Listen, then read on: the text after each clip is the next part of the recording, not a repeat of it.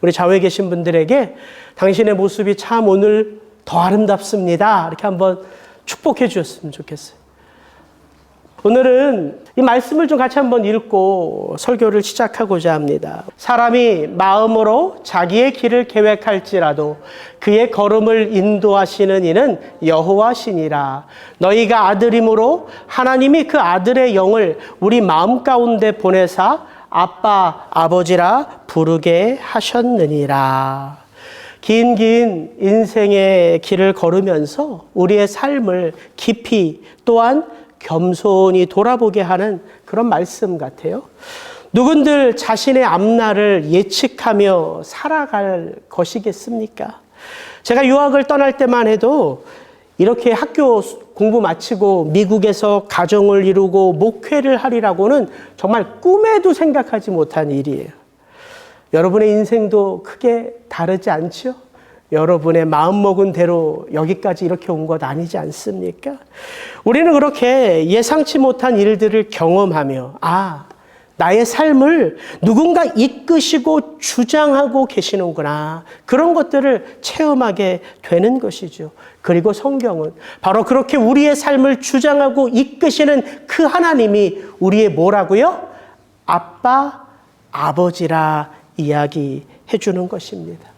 오늘 우리가 함께 읽은 이 회당장 야이로의 삶도 보면 그가 그렇게 소망하던 일이 산산이 부서지는 순간을 경험하지요. 그는 분명 사경을 헤매는 딸을 위하여 예수님을 찾았습니다. 그러나 예수님이 12의 혈루병 걸린 여인과 이야기를 나누는 가운데 시간은 지체되고 그는 충격적인 소식을 듣게 되지요. 35절. 아직 예수께서 말씀하실 때에 회당장의 집에서 사람들이 와서 회당장에게 이르되 당신의 딸이 죽었나이다. 어찌하여 선생을 더 괴롭게 하나이까. 그의 딸이 죽었다는 거예요. 근데 오늘 이 34절, 35절을 같이 동일선상에서 보면 위의 장면은 어떤 장면이에요? 은혜의 장면이에요. 예수님이 12의 혈루병 걸린 여인을 치유하시고 그를 이렇게 말씀하시며 보내는 장면입니다. 예수께서 이르시되 딸아 내 믿음이 너를 구원하였으니 평안히 가라. 내 병에서 놓여 건강할지어다. 바로 그때 아직 예수님의 말씀이 끝나기도 전에 회당장 야이로는 그 집에서 보낸 사람들을 통해서 이 소리를 듣죠. 당신의 딸이 죽었나이다. 이 두 가지 말씀이 동일선상에서 제 눈에 보여지더라고요. 한 여인에게 치유가 일어난 그 순간이 한 소녀에게는 차마 그 인생의 꽃을 피지도 못한 채 죽음을 맞이한 바로 그 순간이었어요. 한 여인에게 그토록 오래된 소망이 응답되는 바로 그 순간이 한 아버지의 간절한 소망이 산산이 부서지는 그 순간이란 말이죠. 마가가 이 두 이야기를 하나의 스토리로 구성한 것은 마치 저와 여러분의 삶도 그 누군가의 삶과 이렇게 깊이 연결되어져 있음을 보게 하는 것 아닐까요? 그러나 회당장 야이로의 이야기는 이렇게 끝나지 않지요. 예수님이 죽은 그의 딸도 일으켜 세우십니다. 마치 이렇게 저와 여러분에게 말씀하는 것 같아요. 이 세상 그 어떤 이야기도 그 누구의 삶도 하나님이 끝이라 말씀하지 않으면 끝이에요, 아니에요? 끝이 아니란 말이에요. 그것을 우리로 보라, 기억하라 말씀하시는 듯합니다. 그러므로 우리가 쉽게 생각하고 쉽게 내뱉는 그 한마디, 내 인생 이제 끝이야. 이제 모든 것이 끝났어. 더 이상 나는 안 돼. 이런 말 우리 자주 하잖아요, 사실. 물론 내 수준에서는 내 힘으로는 그게 마지막 끝, 나의 한계일 수 있어요. 그러나 우리는 내 힘, 내 경험으로만 이 땅 살아가는 자들 아니잖아요. 그 하나님을 나의 아빠, 아버지라 부르며 살아간다는 사실입니다. 그러므로 이 땅을 믿음 안에서 살아가는 성도에게는 어떤 싸움이 있는 거예요, 사실? 우리의 뭐를 지키는 싸움? 마음을 지키는 싸움. 그것은 생각을 지키는 것이고 입술을 지키는 거예요. 여러분, 의지로 지켜지지 않습니다. 기도할 때 그 마음의 생각과 입술이 지켜져요. 그래서 믿음의 싸움은 다른 것이 아니라 생각을 지키고 마음을 지키고 입술을 지키는 그 싸움인 것이지요. 오늘 본문을 보면 이런 절박한 상황 속에 놓여져 있는 이 야이로의 이 마음을 예수님께서 어떻게 믿음으로 세워가시는가, 이걸 우리가 보게 됩니다. 또한 오늘 본문에는 우리가 살아가는 이 세상의 모습이 선명하게 보여져요. 야이로가 지금 경험하고 있는 세상과 지금 오늘날 우리가 살아가는 이 세상은 다르지 않아요. 왜입니까? 인간의 실존이 다르지 않거든요. 그래서 이 본문을 깊이 들여다보면 과연 나는 이 세상을 살아가면서 어떤 일들을 경험하고 어떤 소리를 들으며 어떻게 하나님이 내 속에 믿음을 세워가시는가, 그 믿음의 이야기를 볼 수 있는 것이죠. 오늘 이야기의 배경이 되는 22절, 23절 제가 한번 읽습니다. 회당장 중에 하나인 야이로라 하는 이가 와서 예수를 보고 발 아래 엎드려 간곡히 구하여 이르되 내 어린 딸이 죽게 되었으니 오셔서 그 위에 손을 얹으사 그로 구원을 받아 살게 하소서 하거늘. 회당장 야이로에게요, 모진 인생의 바람이 불어옵니다. 여러분, 그 인생의 모진 바람, 사람 차별해가며 불어옵니까? 아니죠. 그렇지 않습니다.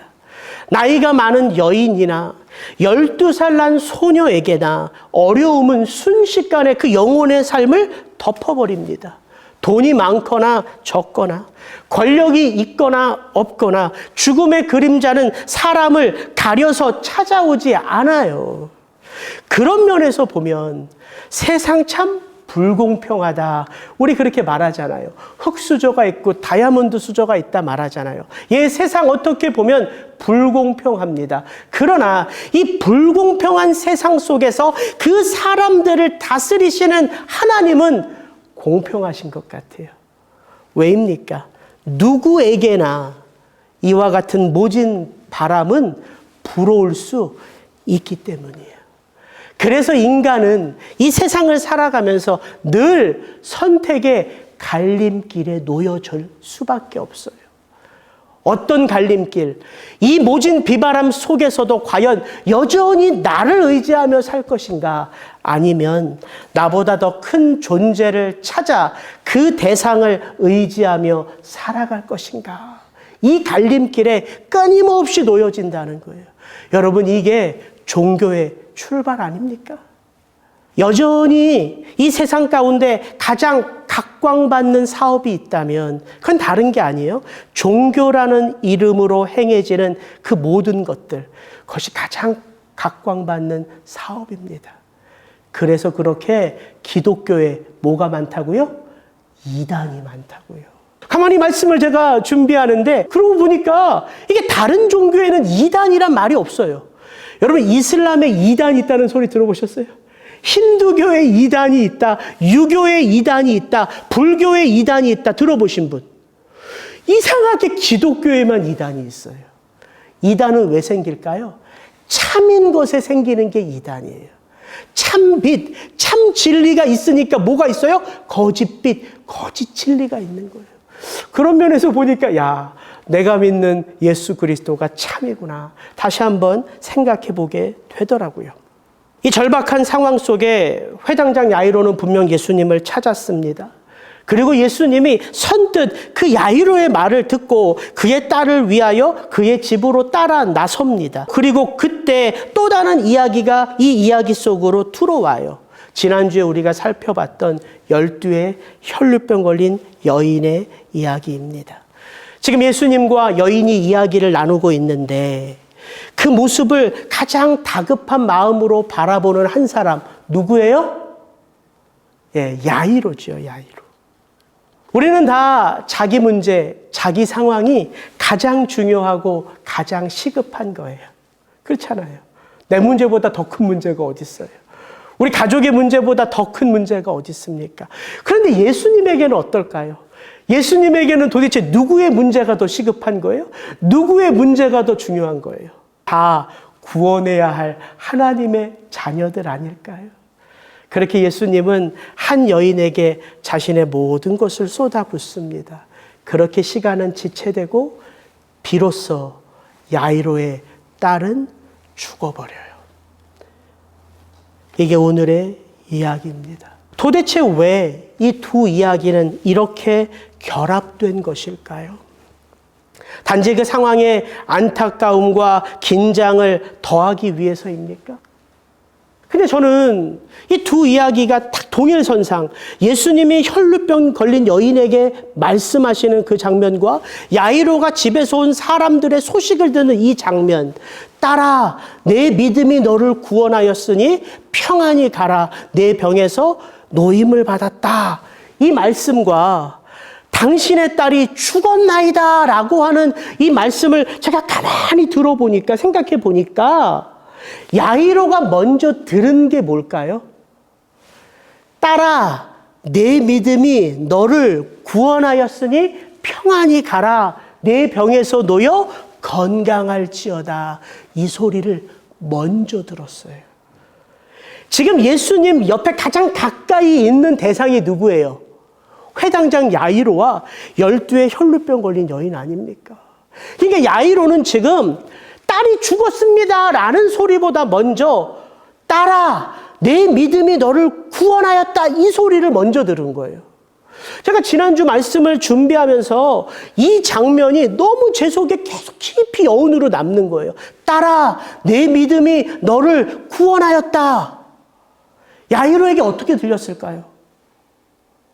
아들아, 내 믿음이 내 딸을 구원하였다. 이렇게 들리지 않았을까요?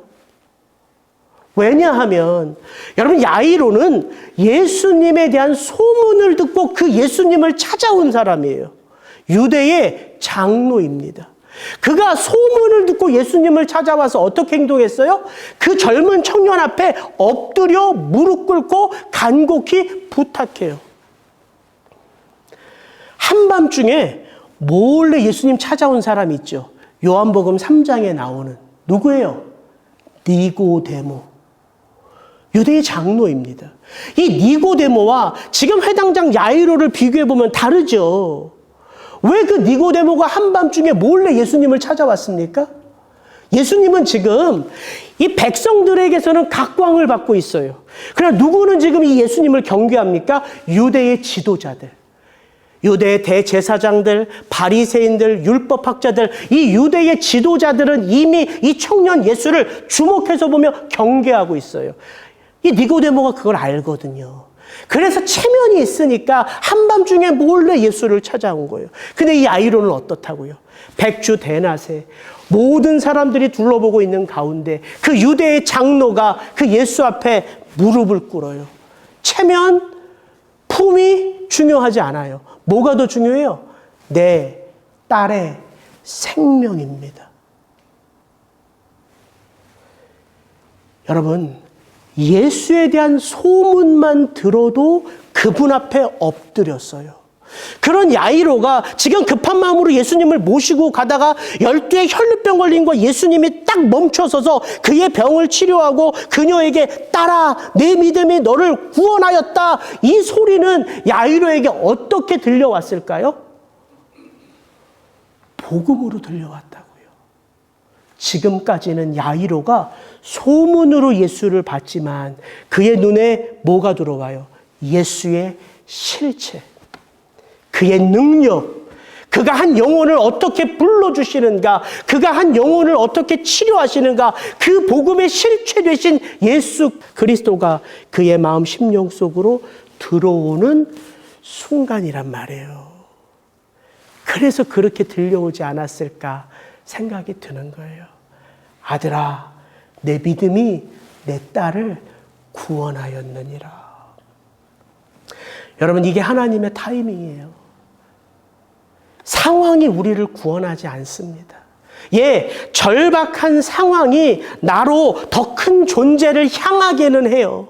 그러나 그 고난 그 자체가 우리에게 기적을 만들어냅니까? 그렇지 않아요. 여러분, 우리가 고난에 대해서 시편에 아주 유명한 말씀이 있죠. 같이 한번 읽어봅니다.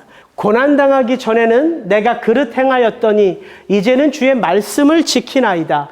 고난당한 것이 내게 유익이라 이로 말미암아 내가 주의 율례들을 배우게 되었나이다. 이 시편 기자는 뭐라고 말합니까? 고난이 유익인 것이 그의 삶에 무엇에 눈뜨게 했다고 말합니까? 주의 말씀에 눈을 뜨게 했다는 거예요. 고난이 우리로 나의 삶, 나의 소망, 나의 바람이 아니라 고난으로 말미암아 내가 그분의 소망, 그분의 바람, 그분의 뜻에 눈이 열렸다고요. 고난 자체가 축복이 아니라 고난이 나를 축복의 길로 인도한다고요. 그래서 기적은, 구원은 어디에서 나오는 거예요? 고난에서 나오는 게 아니라, 상황에서 임하는 것이 아니라 그리스도 예수를 향한 믿음에서 오는 거예요. 오늘 35절, 36절 다시 한번 읽습니다. 아직 예수께서 말씀하실 때에 회당장의 집에서 사람들이 와서 회당장에게 이르되 당신의 딸이 죽었나이다. 어찌하여 선생을 더 괴롭게 하나이까? 예수께서 그 하는 말을 곁에서 들으시고 회당장에게 이르시되 두려워하지 말고 믿기만 하라 하시고. 지금 야이로에게 계속해서 무엇이 들려와요? 소리가 들려와요. 더 정확하게 말하면 소식이 들려옵니다. 야이로가 들었던 집에서 온 소식은 어떤 소식이에요? 그의 마음을 일순간에 무너뜨리는 절망의 소식이죠. 당신의 딸이 죽었나이다. 더 이상 예수 선생 괴롭힐 필요가 이제는 없습니다. 절망의 소리가 야이로의 육신의 고막을 뚫고 그의 마음속에 들어왔어요. 이 땅을 살아가는 우리도 종종 듣게 되는 소리 아닙니까? 물론 똑같은 내용의 소리는 아니지만 분명 우리에게도 들려오는 소리들이 있어요. 절망의 소리. 당신 불합격하셨습니다. 저는 이 불합격했다는 소식을 2번이나 들었어요. 대학교 입학할 때. 이제 너와는 더 이상 만날 수 없어. 사랑하는 여인으로부터 헤어지자는 소리도 들어봤습니다. 당신은 해고되었습니다. 당신의 병은 이제 가능성이 없습니다. 당신의 아버지가 사고를 당했습니다. 여러분, 우리가 이 사건, 사고가 끊이지 않는 이 세상 속에 우리의 마음을 일순간에 무너뜨리는 소리, 우리도 얼마든지 들을 수 있는 소리잖아요. 근데 이 소리가 거짓된 소리입니까? 지금 야이로가 그의 귀로 들었던 이 소리, 당신의 딸이 죽었나이다, 이 소리가 거짓된 소리예요? 잘못된 소리입니까? 그랬으면 좋겠어요. 그러나 이 소리는 거짓된 소리도 아니고 잘못된 소리도 아니에요. 현실의 소리예요. 지금 내가 놓여져 있는 상황을 알려주는 현실의 소리. 근데 여러분, 이 현실의 소리는 분명합니다. 거짓이 아니니까. 그러나 이 현실의 소리는 믿음의 역사를 만들어내지는 못해요. 그래서 야이로에게는 또 다른 소리가 들려와요. 그의 가장 가까운 곳에서 얼굴 표정 하나 바뀌지 않고 담담한 음성으로 이렇게 말씀하시죠.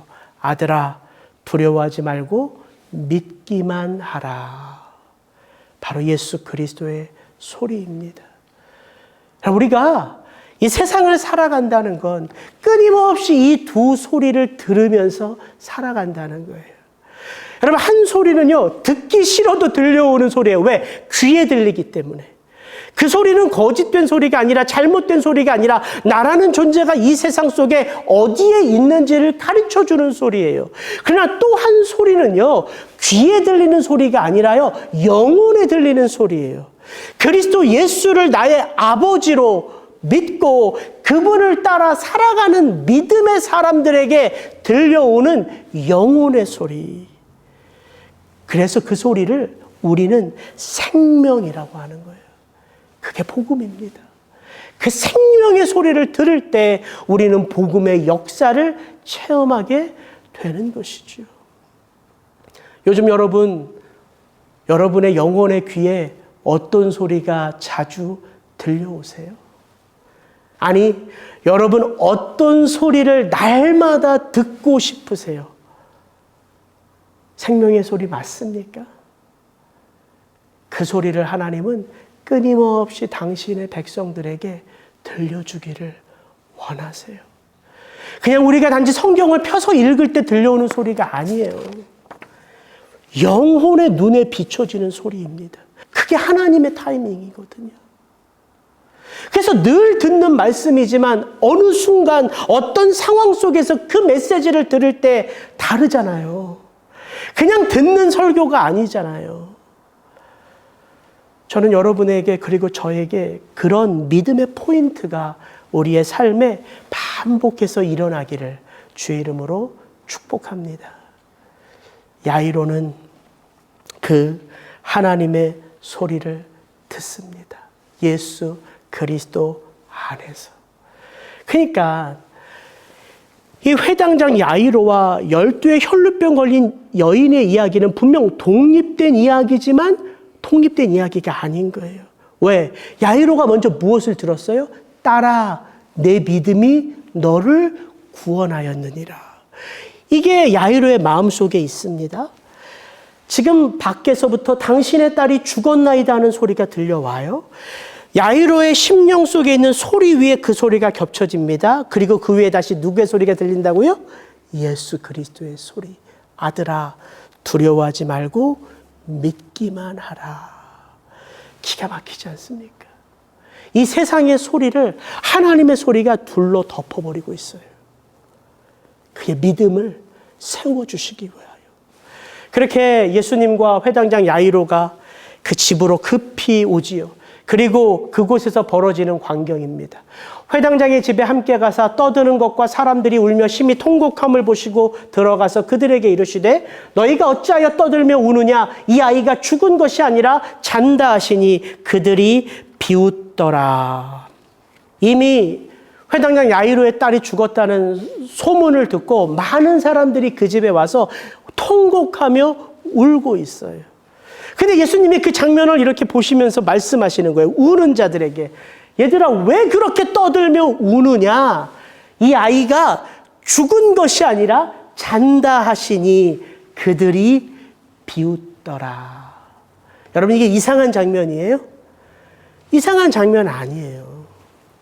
예수님의 능력을 모르면 비웃을 수 있죠. 이건 말도 안 되는 거잖아요. 죽어버린 한 소녀를 보고 잔다 하니까 이건 말도 안 되는 거죠. 세상이 그런 곳이에요. 예수님이 직접 찾아오셔서 우는 자들에게 이 아이는 죽은 게 아니라 잔다 말씀하셔도 그 예수님을 보며 비웃는 게 세상이란 말입니다. 근데 예수님의 모습이 어떠셨어요? 그들의 이 빈정거림을 보고 예수님이 낙심하셨어요? 예수님이 절망하셨어요? 아니요. 예수님은 그들의 반응에 요지부동하십니다. 그게 세상인 것을 예수님은 아시거든요. 그렇게 소망 없는 세상 속에 무엇이 참 소망이요, 누구를 믿어야 하는지를 보여주시기 위하여 오신 예수님이시기 때문에 그래요. 예수님은 그래서 죽어있는 그 야이로의 딸의 방에 들어가서 그 아이의 손을 잡으세요. 그리고 말씀하세요. 한 말씀, 달리다 굼. 이렇게 말씀하세요. 마가는 이 아람어 달리다 굼이 무슨 뜻인지를 친절하게 번역해 줘요. 이 뜻은 소녀야 일어나라, 이 뜻이라고 말합니다. 근데 제가 팀 켈러 목사님이 쓰신 책을 이렇게 보니까 목사님 참 재밌게 이 부분을 해석하셨어요. 이 달리다라는 아람어는 소녀라고 번역하면 맛이 안 난다는 거예요. 엄마나 아빠가 자기가 제일 사랑하는 딸을 친근하게 부르는 표현이라는 거예요. 얘야, 이 말이라는 거예요. 그래서 그분은 이렇게 번역하세요. 얘야, 이제 그만 일어나야지. 여러분, 우리 인류에게, 이 땅을 살아가는 사람들에게 임한 가장 무서운 징계는 무엇입니까? 죽음이죠. 사망 권세가 우리를 덮잖아요. 근데 예수님은 그 인류에게 임한 가장 무서운 그 사망 권세를 어떻게 지금 바라보고 계세요? 자고 있는 곳으로 바라보는 거예요. 이 사망 권세를 이렇게 정말 여유롭게 바라보시는 그분, 그 예수 그리스도가 하나님이라는 사실입니다. 지금 이 아이의 영혼은 이미 죽음의 골짜기를 지났을 거예요. 그러나 예수님은 그 영혼이 어디에 있든지 그 영혼을 불러 다시금 그 삶을 살아갈 수 있도록 깨우시는 하나님이라는 사실이에요. 우리가 지금까지 이 마가복음을 통해서 살펴보고 있는 예수님의 모습은 어떤 모습이었어요? 우리가 마가복음 4장부터 계속해서 지금 연속해서 이 말씀 보고 있잖아요. 예수님의 터치 시리즈로. 파도와 폭풍도 잠잠케 하신 예수님의 모습을 봤습니다. 군대 귀신의 손에 잡혀 있었던 영혼을 자유케 하신 예수님을 봤어요. 지난주와 이번 주 질병과 죽은 영혼도 다시 일으켜 세우시는 바로 그 예수님의 모습을 우리가 지금 보고 있어요. 왜 성경은 이렇게 자세하게 그분의 삶과 능력을 우리에게 복음이라는 이름으로 들려주고 보여주는 것일까요? 다윗은 시편 68편에 우리 하나님을 날마다 우리 짐을 지시는 주라고 노래합니다. 예. 우리 하나님, 우리의 짐을 날마다 져주시는 분이에요. 우리의 그 무거운 질고를 해결해 주시는 분이에요. 근데 여러분 잘 한번 생각해 보세요. 우리가 그 하나님의 능력을 알고 그 권세를 알아서 그 하나님에게 내가 지금 처한 문제들을 10개, 20개 리스트해가지고 다 그 하나님 앞에 맡겨드려요. 하나님, 이것 좀 해결해 주세요. 그 하나님에게는 그것들 해결하실 수 있는 능력이 있으세요. 그럼 그 10개, 20개 그 리스트된 거 하나님이 다 해결해 주시면 우리가 이 땅 자유함을 누리며 살아갈 수 있을까요? 여러분 그렇게 생각하세요? 그렇지 않잖아요. 왜? 우리에겐 또 뭐가 생겨요? 또 10개, 20개의 문제들이 우리의 삶을 덮어와요. 그래서 우리가 생각해 봐야 할 것이 있습니다. 신앙 안에서 누리는 자유함이란 문제가 해결돼서 누리는 자유함이 아니란 말이에요. 왜? 또다시 우리 삶 속에는 정말 예상치 못한 수많은 문제들이 우리의 삶을 덮어올 게 분명하기 때문에. 그럼 신앙 안에서 누리는 참 자유란 무엇일까요? 그리스도 예수 안에서 그 모든 것을 하시는 하나님 아버지를 나의 아빠, 아버지로 모시며 살아가는 삶이라는 거예요. 이게 자유함입니다. 여러분 생각해 보세요. 예수님에게는요, 병든 야이로의 딸을 고쳐주는 것과 죽은 야이로의 딸을 일으켜 세우시는 것, 뭐가 더 어려울까요? 예수님에게 뭐가 더 어려워요? 똑같은 일이란 말이에요. 예수님에게는. 그분이 생명의 주관자이시기에. 그래서 예수님은 지체하실 수 있었던 거예요.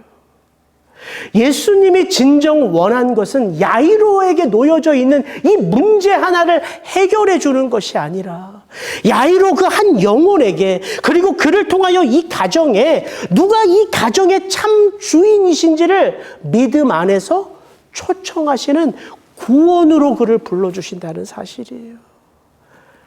이게 믿음 안에서 누리는 자유함이기 때문입니다. 그렇게 이 본문을 보니까 제 안에 보여지는 게 하나 있더라고요. 이번 한 주 이 본문을 보면서 제 눈에 누가 보였을까요? 회당장 야이로예요, 야이로. 제가 야이로의 마음의 심정을 갖고자 이 본문을 묵상하면서 그렇지, 나도 우리 딸 다은이가 12살이야, 12살. 이 야이로의 딸이 12살이잖아요. 우리 딸도 생명에 문제가 있이 태어났잖아요. 얘 심장. 그래서 야이로를 묵상하고 예수님이 야이로에게 어떻게 반응하시고 이게 제 마음에 제 눈에 가득했다고요. 근데 문득 그런 생각이 들었어요. 내가 봐야 할 게 야이로가 아니라 그 야이로의 딸이라면, 기도하는 가운데 문득 그 생각이 들었어요. 그리고 이 야이로의 12살 된 딸을 한번 생각해 봤어요. 이 딸, 누워있는 것 말고는 아무것도 할 수 있는 게 없었습니다. 오늘 이 회당장 야이로의 이야기 속에도 이 딸은 대화 한마디 안 나오잖아요. 존재감이 없어요. 바로 그 딸. 좋은 아버지를 만난 덕에 정말 행복하게 살아온 12년 아니었을까 싶어요. 우리 다은이처럼. 그러다가 갑자기 찾아온 그 질병 앞에 이 딸은 아무것도 할 수 없었어요. 그렇게 병이 찾아왔고 정말 시시각각 다가오는 사망의 그림자를 피할 수 있는 아무 힘도 없는 그냥 12살 난 딸일 뿐이에요. 그 딸이 살아났습니다.